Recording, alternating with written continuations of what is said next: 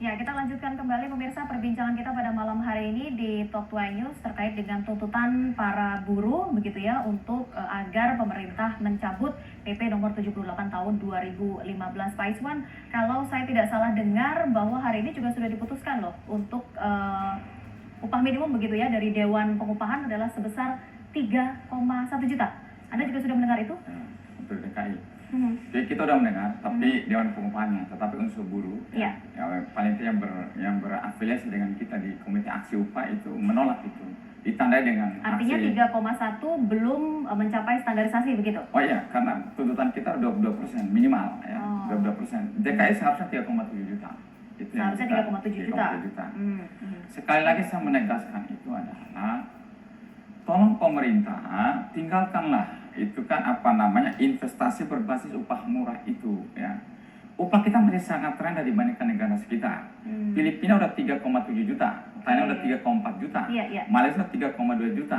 Masa Indonesia yang punya market size yang sebegitu besar, yang begitu menjanjikan itu, kita lempar dengan upah murah? Saya kira pemerintah tidak cerdas. Tapi kan harus juga disandingkan dengan kekuatan dari perusahaan begitu untuk memberikan upah begitu kepada para buruh.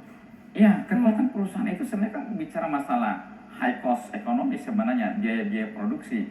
Ini harus diatasi oleh negara, bukan upah. Apa yang jadi oleh pengusaha misalnya, kita sama-sama tahu lah, pemerintah nggak usah tutup mata lah, 70% sampai 80% bahan baku industri dan barang modal kita semuanya impor. Sehingga ketika terjadi pelemahan nilai tukar rupiah, maka high cost ekonomi yang terjadi. Pemerintah harus mengatasi hal ini. Yang kedua, kita tahu betul kok biaya logistik dan distribusi di negara kita 24-27%. Negara harus hadir, kurangin ini, jangan kurangin buruh. Kemudian kredit usaha di negara kita masalah tinggi di muka bumi lah. Negara harus hadir di sini, bukan upahnya digenjot. Paket kebijakan ekonomi yang diberikan oleh Pak Jokowi JK itu sangat liberal, keberpihakan total kepada para pengusaha. Paket kebijakan ekonomi 1, 2, 3 itu semua kepada pengusaha. Mana buat masyarakat dan buruh? Justru yang terakhir paket ekonomi kebijakan ekonomi paket ekonomi keempat itu justru yang diinjak daya beli masyarakat.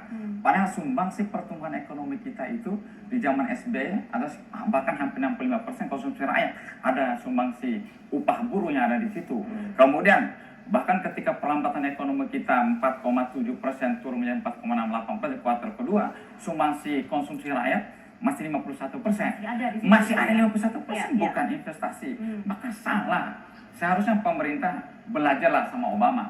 Ya, ketika krisis ekonomi tahun 2008, stuck ekonomi Amerika yang dilakukan oleh Obama, naikkan upah minimum dari 5 US dollar per jam menjadi 7,5 US dollar per jam. Begitu juga pada Menteri Jepang pada waktu itu Kenzo Abe yang dilakukan ada peningkatan upah. Karena upah ini memberi dampak stimulus kepada pertumbuhan ekonomi. Upah naik maka akan ada serapan daya beli masyarakat terhadap hasil industri. Industri meningkat, ada peningkatan terhadap pajak. Kalau negara salah arah, pro kapitalis, ini harus kita kembalilah sadar negara. Kalau terus menerus ini kan berbahaya. Ini kan sekali lagi kita kembali konstitusi kita lah, udah jelas ke undang-undang. Saya coba ke Mbak Oki terlebih dahulu ya Mbak Oki. Ini sepertinya memang kawan-kawan buruh sudah merasa sangat terjepit begitu ya dengan kondisi ekonomi, bahan baku yang terus naik, bahan pokok yang terus naik begitu ya. Sementara upah juga mereka menuntut wajar kalau saya katakan seperti itu. Tapi mungkin hitung-hitungannya ada yang lebih tepat. Kalau menurut Mbak Oki sendiri di kawan-kawan di DPR, seperti apa sebenarnya penghitungan yang tepat? Kalau memang buruh tetap menuntut untuk adanya kenaikan, begitu? Iya, kalau berbicara mengenai hitung-hitungan tetap itu tentu sangat teknis ya, Iska ya. Karena kan kami di DPR itu adalah lembaga politik. Jadi yang kami soroti adalah bagaimana masa kerja 1 tahun sama masa kerja 10 tahun akan berbeda ininya.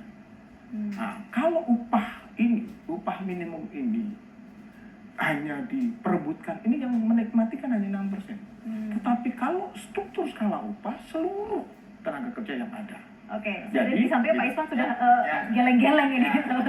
Anda punya penghitungan sendiri, coba. Pak Wahyu, tolong jangan asal statement. Kalau bisa berbasis penelitian.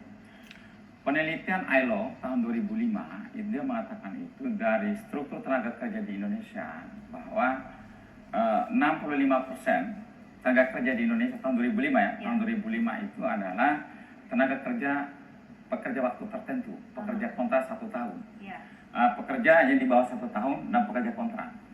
Di mana pekerja kontrak dan pekerja di bawah 1 tahun ini upahnya adalah upah minimum, maka maka salah kalau dikatakan cuma 5% yang bicara upah minimum.